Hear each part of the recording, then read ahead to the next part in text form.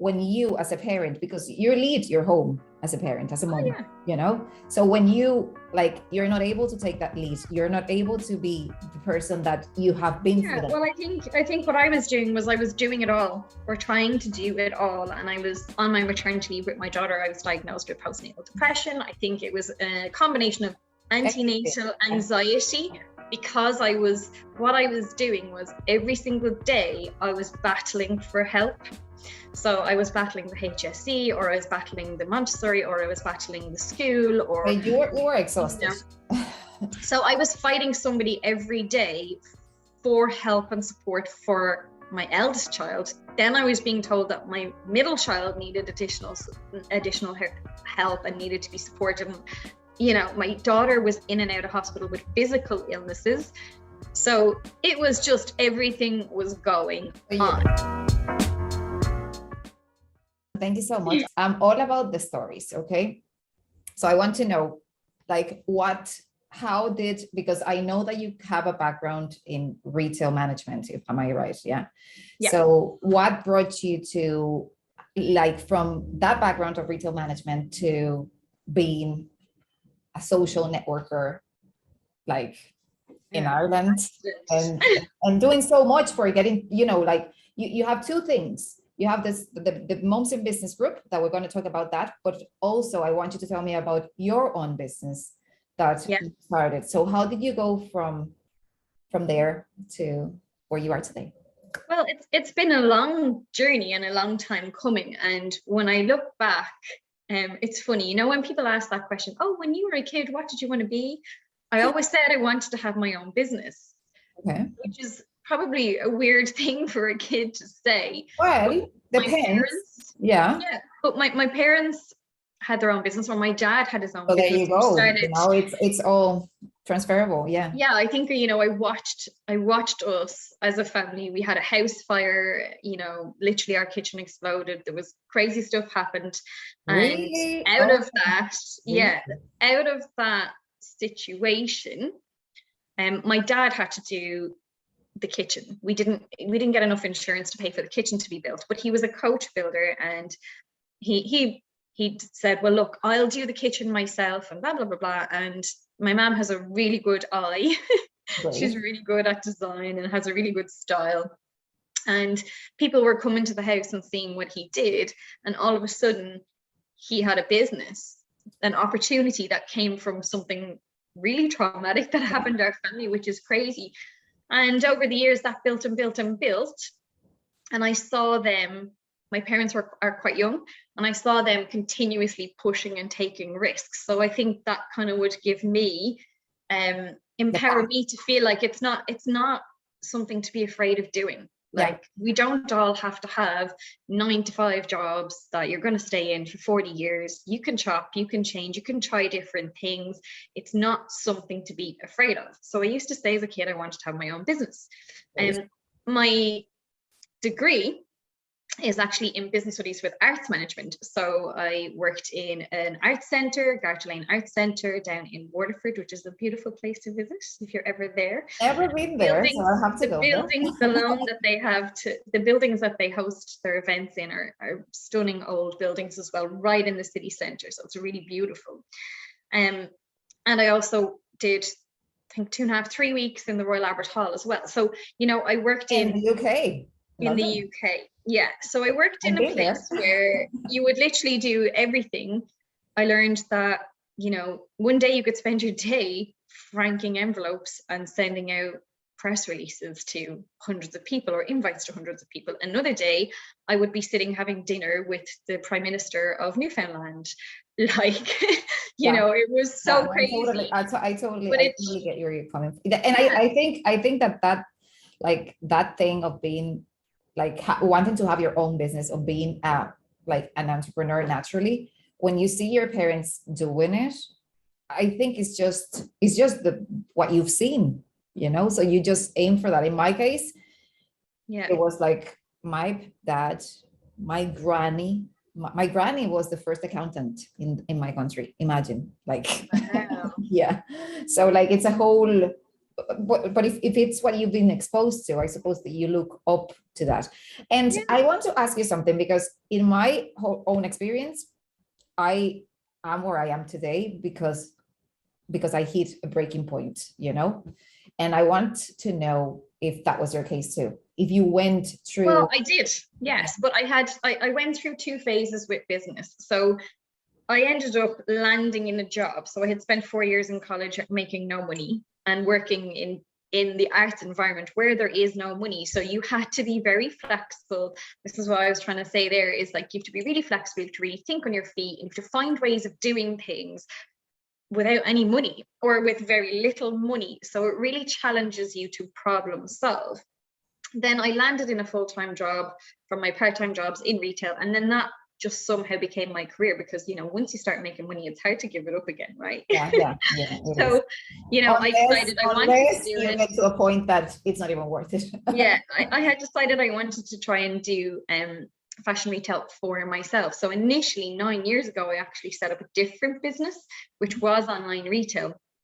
And I had great fun doing it for, I think it was 3-4 years. But then realized that without a partner, I had a partner initially, but without a partner, it was actually just physically too much for me. Plus I had another child on the way, and I had another child on the way, and, you know, life got busy. Yeah.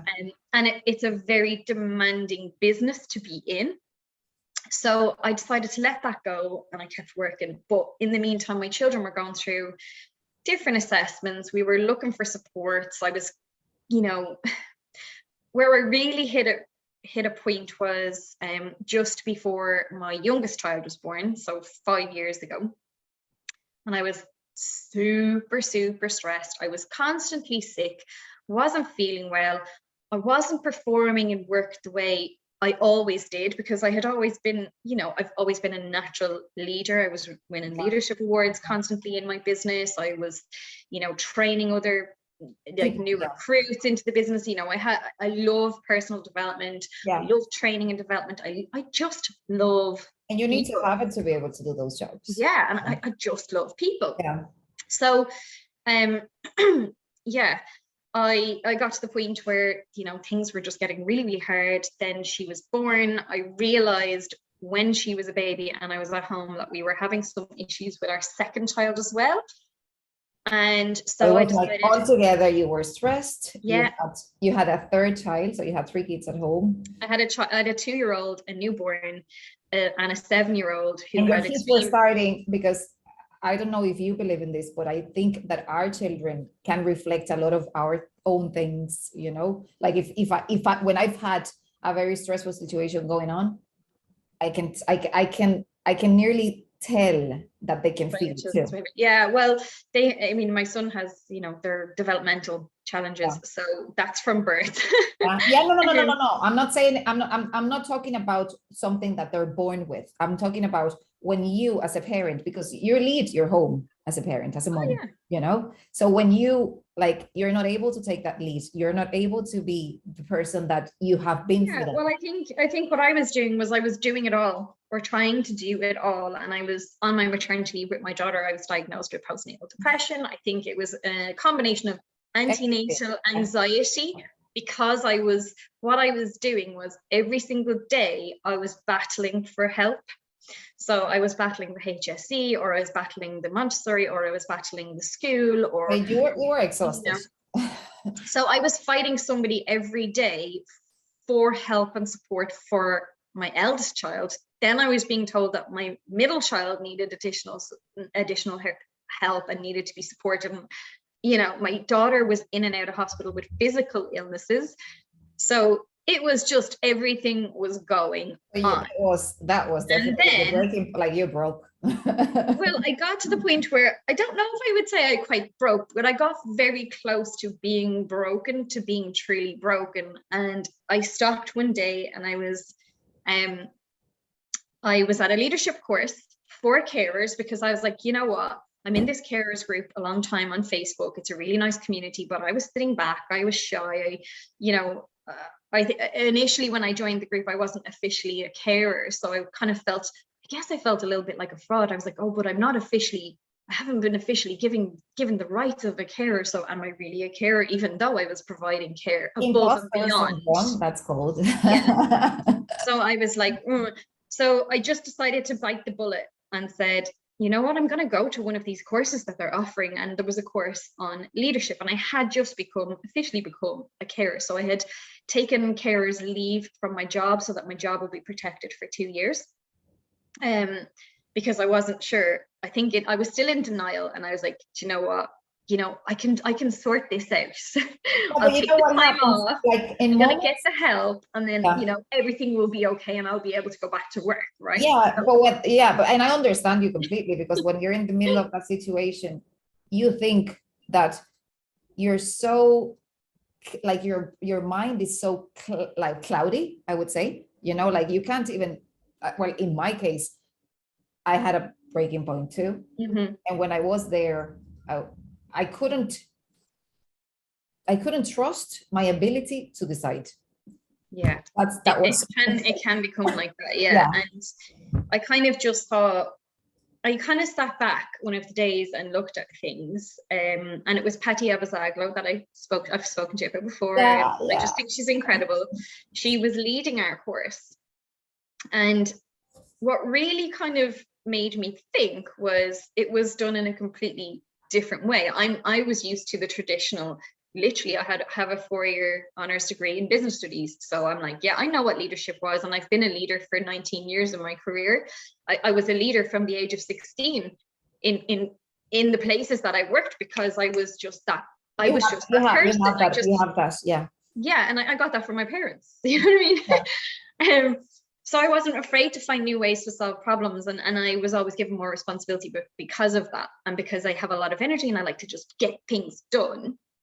And so Patty came at leadership from a completely alien way to me, and I was like, we're looking at pictures of art, and I'm into art. I studied arts management, but I was like, I really enjoy it. Well, this is really nice, and this is an interesting way to start talking about this subject. And then we made some mandalas, and we made 4 mandalas, or the 4 corners of the mandala. And one week we did, we had to draw and write what our gifts are. We had to draw and write what our fears were, what our dreams were. And oh my gosh, and do you know what? I meant to bring it up to show you, and I can't remember what the 4th one was for a minute. Oh, it'll come to me. But anyway, I realized doing that, oh my God, I'm not being me anymore. Where am I gone? I've become this carer, this battler, this nerd of finding information and trying to solve a problem for my kids, when I realized I've actually given all of the control to bodies outside of my life. So I've said, well, you're the school, so you're in control of this part, so I have to fight you for this part. Or you're the HSE, so I need to fight you for that. Or you're TUSLA, so I need to fight you for that. Or the Department of Education, you're in control of this. And I felt actually, by me fighting so hard in a particular way, I was actually just giving control, your power, of our lives. And I went, I have no control. I'm not controlling our lives. And okay, they're not giving me what I need. They're not giving my kids what I need. So I just kind of took a different standpoint. I went, well, I've just written down what my dreams are, what I want for me, what I want for my children, and drawn them. I drew them. And that was November 2019, okay? And I'll tell you why I'm mentioning this in a minute, right? Because it has a reason. And I thought, right, okay, I just need to breathe. I just need to let this all go, because, right, I'm still going to battle these people to give my children what they need. But however, what can I do, and what can I control to give us what we need? Because I had spent so much of my energy fighting other people to give parts of what my kids needed and I needed. And that I wasn't doing what we needed myself. In the way that I'd always wanted and intended, and we had been living. So I kind of felt like, and this is where the name of my business eventually came from. When I looked back on my story, I felt like we weren't living our lives. We were just existing and we were getting through, and I was Survival making mode. things happen. Yeah, I was making a lot of stuff happen. You know, I was hosting foreign students. I was, you know, looking after a house of 9 people, not just me and my 3 kids and my husband. We constantly had 3 students in the home as well. And I was helping them to settle in Ireland, helping them find places to move on to, helping them with their English or with their college and lots of things, because I'm a helper. Okay, I'm a helper.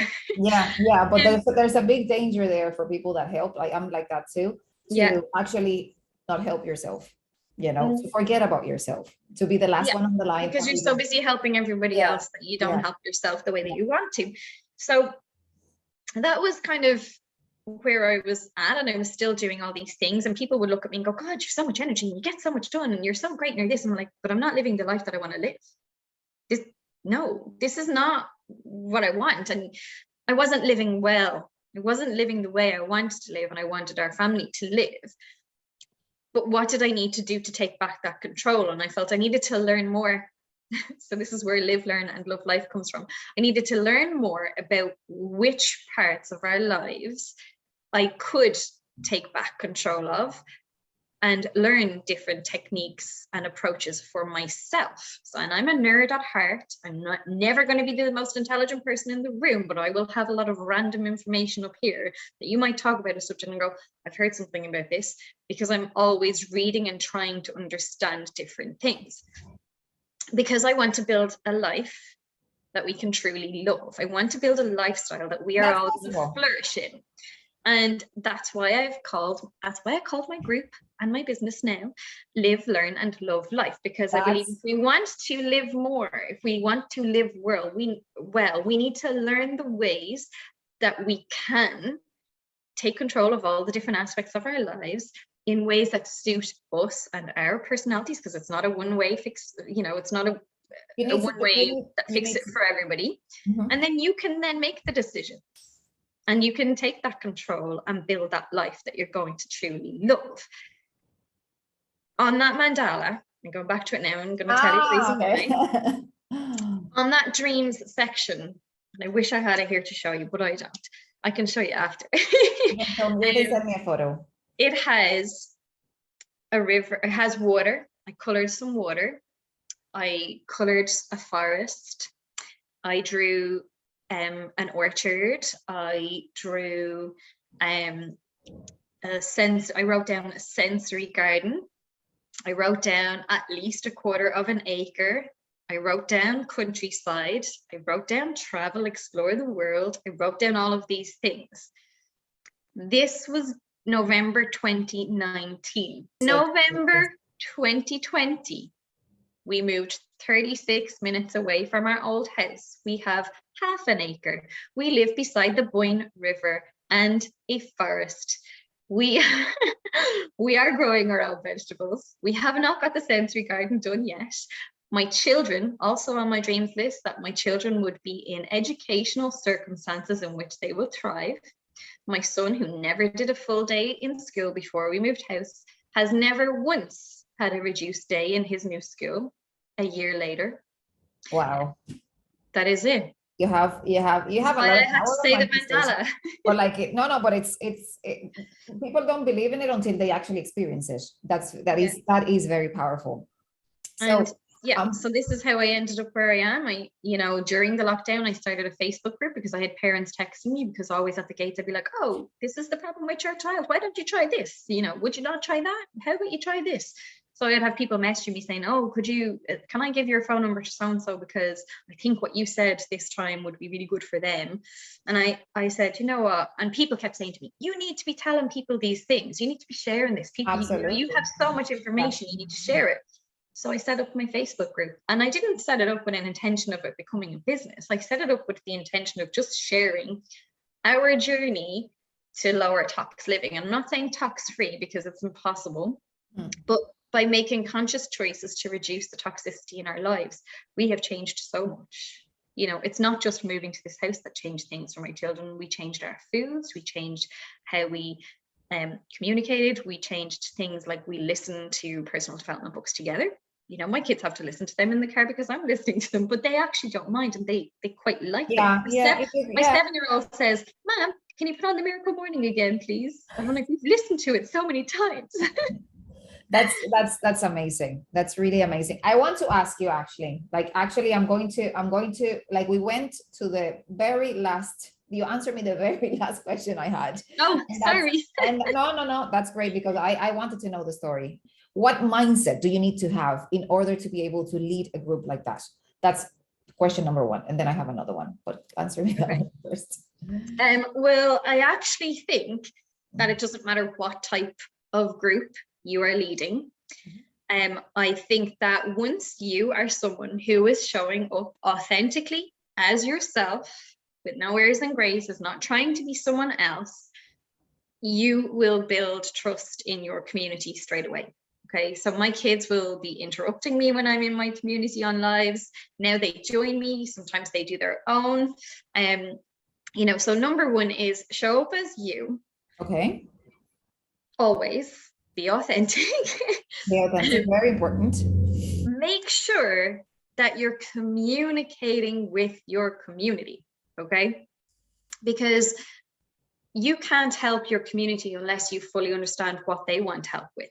Yes, you're going to be attracting the people to your community that will enjoy, because if you're attracting the right people, and what it is that you have to share, but make sure you're still always asking them, because you cannot fulfill their needs and keep them interested unless you are asking them those questions.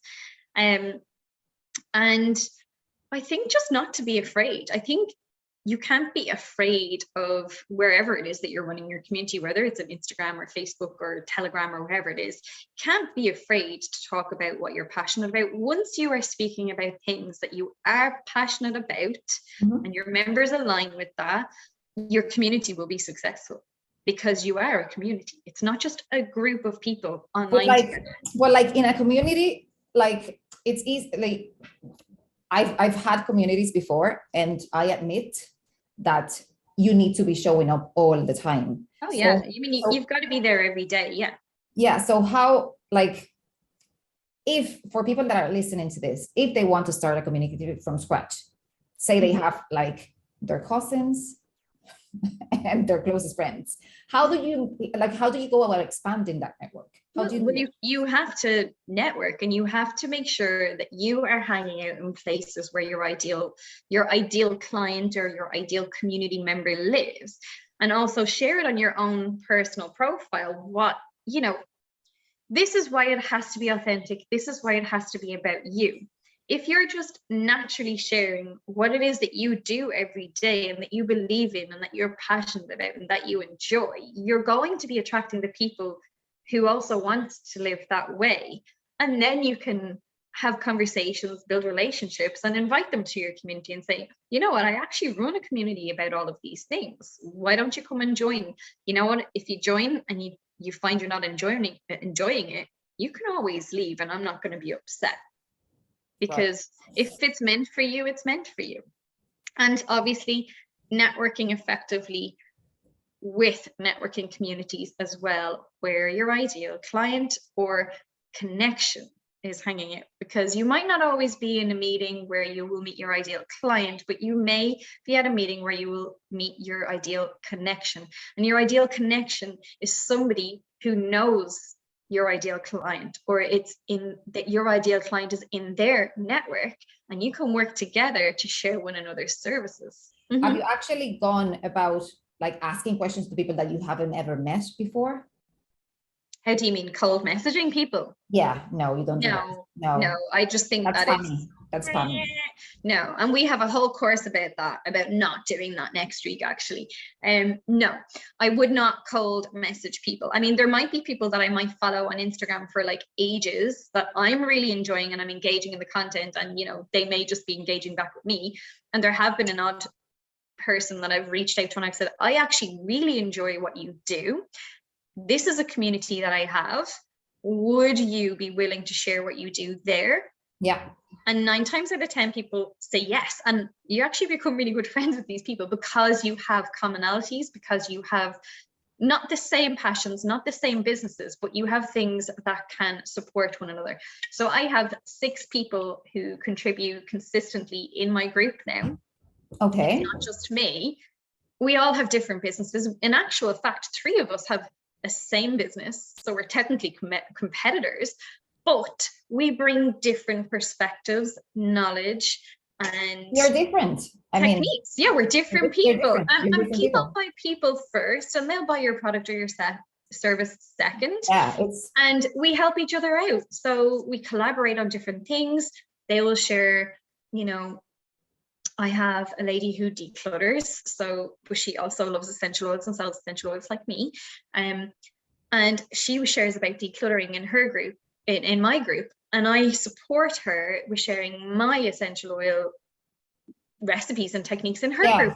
Yeah, it's there's really that, like if we like there used to be like a very limiting belief before, and it's starting to change, and it's changing more and more with competition. You know, what really is competition? No, and this is what, you know, Mums in Business is about as well. Mums in Business International. It's not just for mums, by the way, it is for all women, but our, you know, little twist is that we are child-friendly networking and we are global. Is that Leona teaches us every single day. This is about, it's 4 letters, it's seen. It is support, empowerment, education, and networking. So how can we in this community support each other? It may just be that you're an ear. It may be that you have a skill that you can swap with somebody. Maybe, like you say, maybe there's somebody who's a bookkeeper and somebody needs a little bit of financial help, and the other person might be a social media manager, and they can swap. You know, rather than paying for services, they can trade services. They can trade an hour of time each and help each other to become educated on the other topic. You know, how can we empower each other and support each other in that way, educate each other in our own, you know, areas of expertise, and then network together. So network together every month and really build strong relationships so that we can all help each other's business grow, because that's what it's about. Mums Business International, I only kicked that one off in September of 2020, or no, 2021. It's now 2021. Okay, yeah, so September 2021. The business itself will be 2 years old. The global version of the business will be 2 years old in June. And we have over 300,000 members already worldwide. You know what I mean? We have 180 groups around the world, and we are growing very, very quickly. We plan to have 350 groups by June. You've shared the tips on how to create community. Now, how do you keep them engaged at a moment that there's so many distractions? So many distractions means so many other things happening online, you know, like 2 years ago, the story was so different. 3 years ago, like I've been very active on social media since a long time. And since the start of the pandemic, it just has been, you know, like growing, like it's unstoppable. So how do you keep people's attention? How do you do it? It is understanding what your members want. So I, you know, every week in some shape or form, I'm putting a poll in to the group asking, you know, which one, you know, which resonates with you most. Or I will ask just fun questions, because we're not just there to talk about business. We are there to become a community of people who support each other. So we need to know each other. So sometimes it can be as silly as, you know, what is your favorite song? Let me go listen to it and I'll understand more about you. Or it can be, you know, this or that, you know, are you tea, coffee, are you water, are you this? So it's just about, you know, asking the right questions, providing the right solutions. Once you find out what the challenges are, providing a meeting that covers the topic that people want support and help with, and just getting in the inboxes, having conversations outside of the group as well as in the threads and in the chat. Like, as you're building relationships and you're getting to know people, you know, I've connected several people already. So, and I connected 2 people and I didn't really know them very well. I just had briefly met one person in person who runs a doggy cafe, and I saw a girl in a group who was sharing like that she makes these little I know bandanas and the things, you know who I'm talking about. I'm just not saying their names because I don't know if it's weird to say their names, but I connected those 2 people and I was like, you know what, you both really love animals, and you actually have things in common. I don't know if your businesses can work together, but maybe they can. The girl they did a social media campaign together, they did a competition, they had great success with it. The products that one member makes for doggies are for sale in that person's cafe now. That's great. So that's increased brand exposure. It's her target market. That's her ideal connection. Yeah. You know what I mean? So I connected these people. I have connected somebody from up in Northern Ireland. I saw products online that she doesn't have. She provides, it's called The Incredible Life, supports for additional needs and education. Nobody in Ireland sells them. And I was like, nobody in Ireland sells these. You really need to look into selling these. She has now got them. She's trialing them with her own kids. And she's like, I cannot wait to stock these. These are going to be amazing. Like, that doesn't benefit me, but it benefits me because I know that I help. Well, it benefits your community and your, yeah, I get what you mean. It's not about what you want to say. It's not about you. It's not about me. Yeah, it's about them. Yeah. Exactly. It's about the people in the community. It's about, you know, and I believe what you give out to the world will come back to you. It does, you know. So, you know, if we're giving and you're showing up with heart, you're showing up with love, and the right intentions, the right things will come back to you when you're ready for them. You're living near to the forest, remember that. What about trolls? Have you been exposed to that? Have you been exposed to really nasty comments, or people that you have asked to abandon the group because they weren't in line with what you want to achieve in the group? You know what, I've had somebody be really nasty to me in a private message. When they asked me for information about something, I provided them the information, and then they tried to say that I was taking advantage of their situation or their vulnerability. But it was somebody I had a really good relationship with. Now, I understood at that time, this was not an issue with me or what I had said. This was an issue that the person was having. And because I understand that about people, it did knock me. I'm not going to lie. It did knock me for a while, and it did upset me. And I kept looking at things wrong. Did I do something wrong? But then I realized I did nothing wrong. A person asked me for information. I provided them with the information that they asked for, but they weren't ready for it. Yeah. They weren't ready for the information.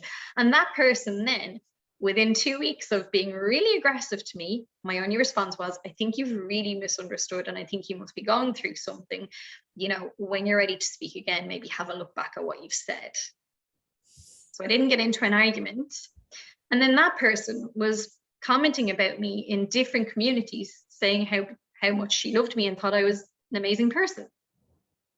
Because I did nothing wrong. What she was going to be saying. Huh?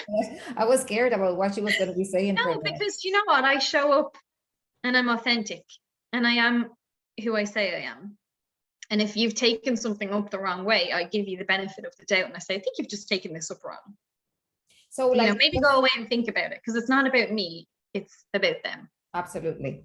So I have a very, like, our last question, my last question, we actually spoke about like the whole, all the topics I had in the interview. Just not in the way we meant. Without me having to ask the question.